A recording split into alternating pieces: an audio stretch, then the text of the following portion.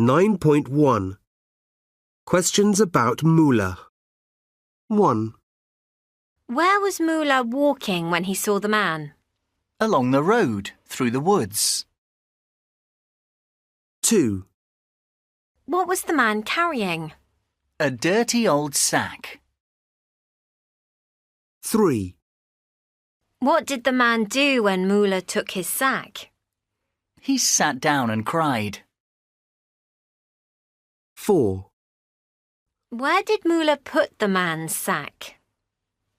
In the middle of the road. 5. How did the man feel when he got his sack back? Very happy. 9.2 The story of Moolah and the miserable man. A wise old man called Moolah was walking along the road through the woods when he saw a man walking towards him. The man was carrying a dirty old sack. He looked very unhappy, and when Moolah asked him why, the man told him his story. He was all alone because his wife had left him, and he was also poor and homeless because he had lost his job and his house. "Everything I own is in this old sack," he said. "My life is miserable." And he walked off.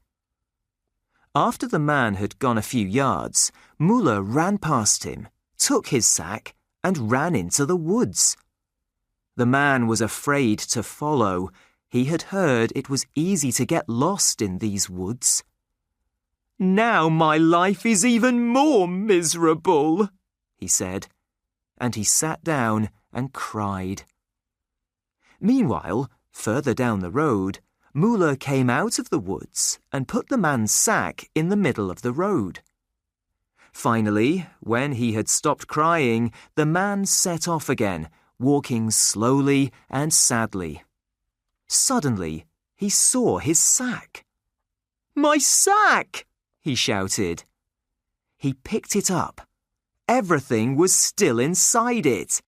He was overjoyed and walked happily on towards the city, singing as he went. "Well," said Moolah, "that's one way to make someone happy." The moral of the story is, appreciate what you have, however little. 9.3 Questions about the story. 1. Why was the man all alone? Because his wife had left him. 2. Why was he poor and homeless? Because he'd lost his job and his house. 3. Why was he afraid to follow Moolah into the woods? Because he'd heard it was easy to get lost in them. 4. Why was his sack in the middle of the road? Because Moolah had put it there. 5. Why was he so happy? Because he'd found his sack again with everything still inside it. 9.4 Pronunciation. 1. He lost his job. He'd lost his job. 2. We'd missed the bus. We missed the bus. 3. They'd all left. They all left. 4. But you met him before? But you'd met him before? 5. I'd checked the doors. I checked the doors. 6. She'd asked everybody. She asked everybody. 9.5 1. I got a fabulous view of the Alps as we were flying over them. 2. I felt tired all day yesterday because I hadn't slept much the night before. 3. Just as I was falling asleep, the neighbour's dog started barking. 4, Tom's new girlfriend seemed familiar. I was sure I'd seen her somewhere before. 5, I was nervous before the flight because I'd never flown before. 6, My brother rang me while I was out shopping. 9.6. The Professor and his Driver. Professor Higgs, one of the world's top astrophysicists, was giving a 6-month lecture tour of universities around Europe. He only had one more lecture to give before the tour ended. Higgs didn't like flying, so he travelled by car. He had his own driver because he was too tired to drive after he'd finished his lectures. One morning, as they were driving to the last lecture, his driver, Harry, said, "You know, Professor, I always sit in the hall when you give your lecture, and I know it so well by now, I think I could give it myself." Of course, Harry was only joking, but Professor Higgs knew Harry was a clever man, and he wanted to test the idea. As soon as they arrived at the university, the professor and Harry swapped clothes. The professor then sat quietly at the back of the hall while Harry gave the lecture. Harry had a fantastic memory and gave the lecture perfectly. He waited until the audience had finished clapping and started to leave the stage. Suddenly, someone stood up and said they wanted to ask a question. Harry listened to the long, complicated question, and then he spoke. That's a very good question, and although it seems a difficult one, the answer is actually very simple. In fact, it's so simple that I'm going to ask my driver to answer it for you. 9.7. Discussing grammar. 1, I went to bed when I'd done my homework. 2, After I'd driven 200 miles, I stopped for coffee. 3, She bought a car as soon as she'd passed her driving test. 4, I didn't go to live in Italy until I'd learnt Italian. 5, Although I'd enjoyed reading the book, I didn't like the film. 6, His mother sent him to bed because he'd been naughty. 7, I'd burnt the chicken, so we went out to eat. 8, Jill invited me to stay for lunch, but I'd arranged to have lunch with Joe. 9.8. An interview with Liz Davis. Hello and welcome to Bookworld. This week in the studio we have Liz Davis from YAP, Young Adult Publishers. Liz, many people get confused about the difference between children's literature and young adult literature. Are they sometimes the same thing? Yes, they can be. Some of our books are for children as young as 12, and they aren't very different from other children's books.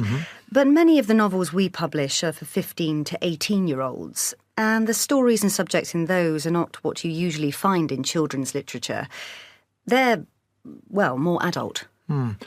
Now, children's literature is very big business at the moment. Is that because of the recent popularity of young adult fiction? No, not really. We're in a golden age of children's literature for all ages right now. And it isn't the first golden age. There have been 3. The first came in the 19th century, with the earliest fantasy books for children. Alice in Wonderland and Peter Pan were the first novels where ordinary children had adventures in a magical world.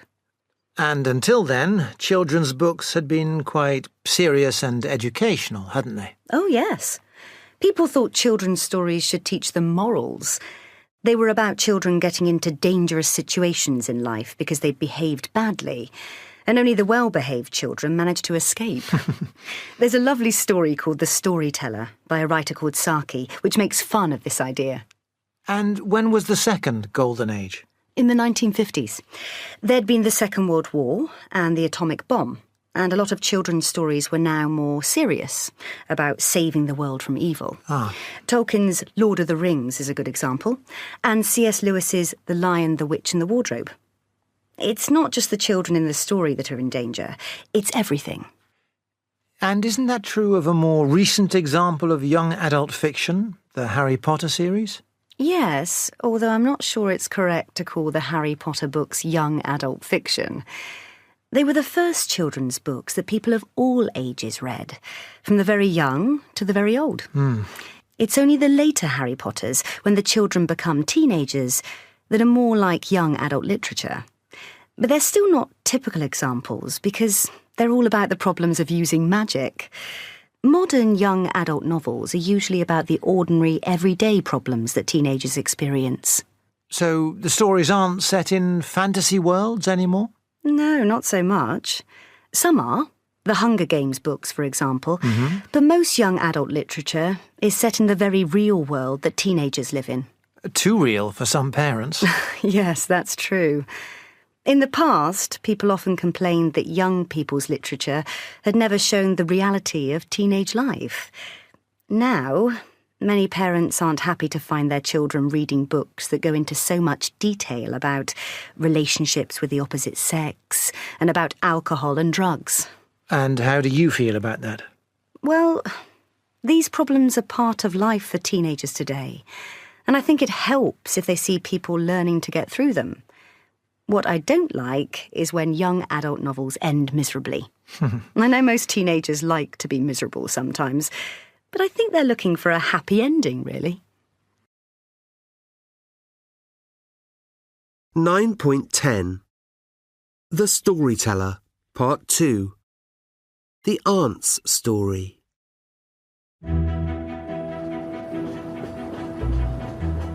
The children did not look at all excited by the aunt's offer. They'd obviously heard her stories before, and this one was very boring indeed.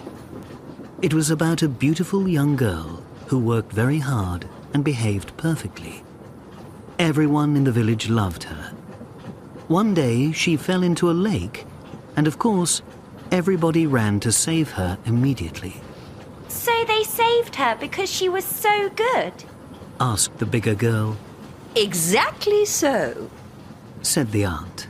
But that's silly, Said the girl. When people are in danger, you always try to save them. You don't ask whether they're good or not. Well, perhaps they ran a little faster to save her because she was so good. The aunt replied. Oh, how stupid, Said the girl. It's definitely the most stupid story I've ever heard, Said Cyril. It was so stupid, I didn't even listen to it. The younger girl said, and began singing the first line of her song again.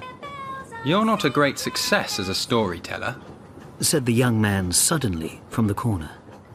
Well, it's not easy to tell stories that young people can understand and enjoy. The aunt replied, sounding stressed. I don't agree, Said the young man. Well, perhaps you would like to tell them a story then. She suggested. Okay, Said the young man, and he began.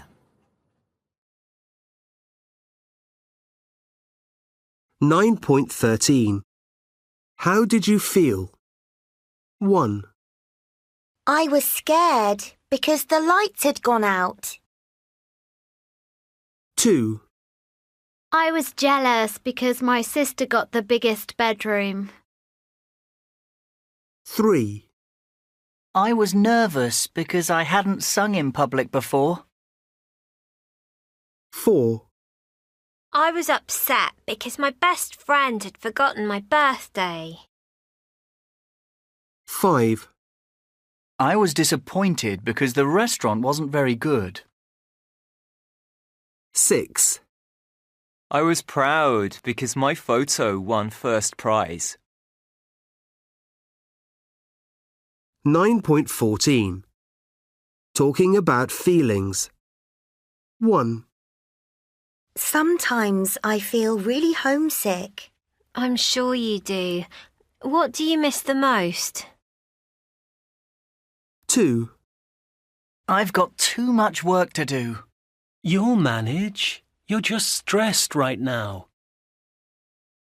3. I'm worried about my driving test. It's normal.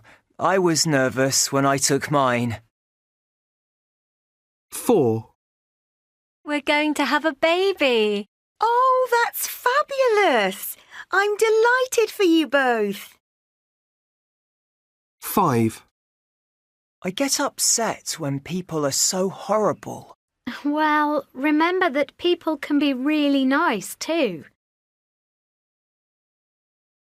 9.15. Exclamations with so and such. That was such an amazing film. I was so scared. 9.16. I was so surprised. It was such a shock. I've had such an awful day. You have such crazy ideas. We had such terrible weather. There were so many people in town. She sings so beautifully. I've got so much work.